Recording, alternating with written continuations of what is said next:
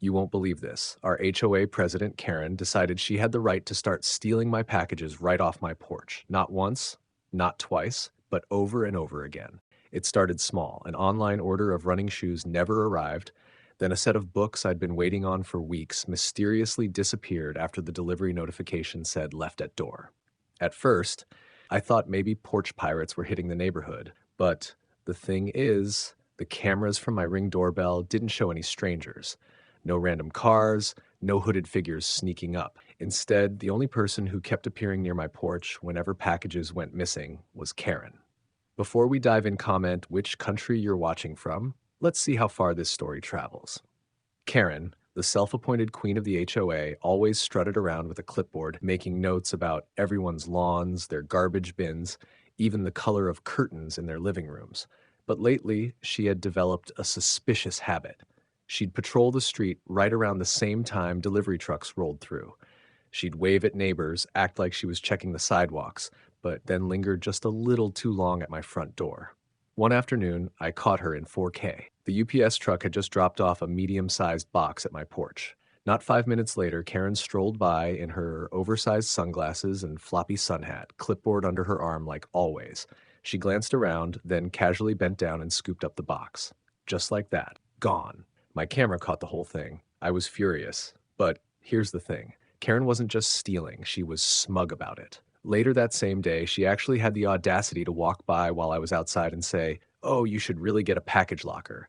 It's so easy for porch thieves to grab things these days." She smirked when she said it. That's when I knew it wasn't random theft, it was personal. Now, package theft isn't just petty mischief. Under 18 U.S. Code 1708, stealing mail or packages left by an authorized delivery service is a federal crime. Maximum penalty? Up to 5 years in prison and a hefty fine. And here was Karen, the HOA president, walking around committing federal crimes like it was part of her daily checklist. I considered calling the police right away, but then I thought, no, that would just end in Karen denying everything, claiming I faked the footage, maybe even getting her HOA buddies to back her up.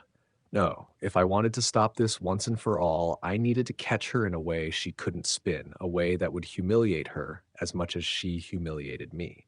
That's when the idea hit me, a glitter bomb. I wasn't just angry anymore, I was determined. If Karen wanted to play games with my packages, then I'd give her a package she would never forget.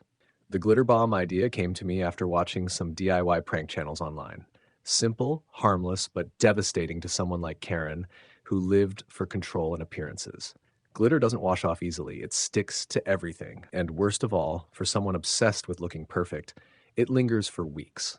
I went to work. I ordered a decoy box online, something generic that wouldn't raise suspicion. Then I built the trap, a spring-loaded mechanism rigged with biodegradable glitter and a small battery-powered buzzer. The moment Karen opened it, glitter would explode outward, coating her head to toe while the buzzer squealed like a fire alarm. I made sure it was all completely harmless, just messy, loud, and humiliating. The day came when I set the trap. I placed the glitter bomb box right on my porch in plain view, angled so the doorbell camera would capture everything. I sat inside, phone in hand, waiting, and right on cue, there she was. Karen strutted down the street, sunglasses on, clipboard tucked under her arm. She glanced at the box, pretended to be checking weeds by the sidewalk, then looked around. She thought no one was watching. She reached down, snatched the box, and walked quickly back toward her house. My pulse raced. I could barely hold back a grin. Minutes later, I got the notification from the secondary camera I had hidden near her walkway. Karen, standing by her front door, tore open the box. Boom! A cloud of shimmering green and gold glitter erupted, blasting into her hair, her face, her clothes, even her expensive handbag. She screamed, an ear-piercing wail, and dropped the box, but it was too late. The glitter clung to her skin like it was magnetized. The buzzer wailed on as she danced around, flailing her arms, while her neighbors turned their heads at the commotion. And I caught every second on video. If you're enjoying this HOA story so far, like and subscribe, because the story is only going to get better. Karen wasn't just mad, she was humiliated. She stomped her feet, shouting things I won't repeat here, and stormed back into her house, but the damage was done. The glitter trailed behind her like breadcrumbs, sticking to her porch, her doormat, even her dog. By evening, half the neighborhood had seen her sparkly meltdown. But Karen wasn't going to take this lying down. The next day, she marched up to my door, still covered in faint traces of glitter she couldn't wash off, and demanded to know if I was behind the attack. She threatened fines, legal action, and even called me a menace to the neighborhood. What she didn't know, I hadn't just caught her stealing. I had evidence, timestamps, and video proof of a federal crime, and I was ready to use it. The next morning, I didn't waste time. I gathered all the evidence, the porch camera footage of Karen stealing my package, the secondary camera capturing her opening it, and even screenshots of the timestamps. Package theft isn't just an HOA violation, it's a real crime. Under 18 U.S. Code 1708, stealing or tampering with mail is a federal offense, and Karen had just committed it on camera. I drove straight to the police station. When I showed the officer the footage, he didn't even try to hide his smirk. "So, your HOA president thought she could help herself to your mail?" he asked, replaying the glitter explosion clip twice. "Well, that's mail theft. We'll handle it." By evening, 2 squad cars rolled up to Karen's house. I stayed on my porch, coffee in hand, as I watched officers knock on her door. Karen stepped outside, still shimmering faintly like a disco ball from the glitter she hadn't fully scrubbed away. The officers asked her straight, "Ma'am, we need to speak to you about stolen property." Karen tried to put on her usual smug attitude. "This is a misunderstanding. That box was a hazard. It didn't belong there. I was simply cleaning up the neighborhood."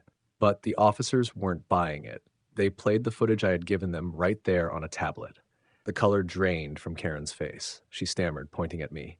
"He set me up. That's entrapment." The officer shook his head. "No, ma'am. You voluntarily took a package that wasn't yours. That's theft." When they placed her in handcuffs, the neighborhood went silent. People peeked from their blinds. Some even stepped outside, phones in hand, recording. The mighty HOA president paraded down her driveway, still dusted with glitter. At the station, things got worse for Karen. She found out that not only was she facing theft charges, but the HOA board called an emergency meeting. Turns out I wasn't the only one she had targeted.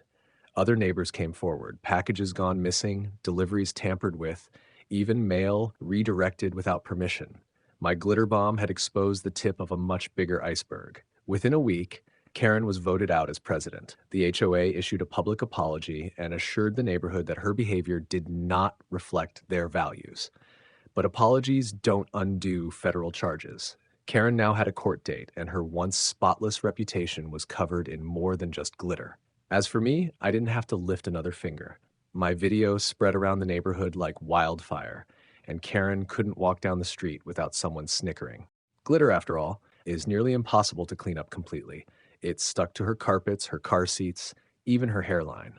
Justice didn't just come in the form of police and charges, it came in the form of poetic, sparkling humiliation. And that's how Karen, the self-proclaimed queen of the HOA, got dethroned by nothing more than a box, a camera, and a handful of glitter.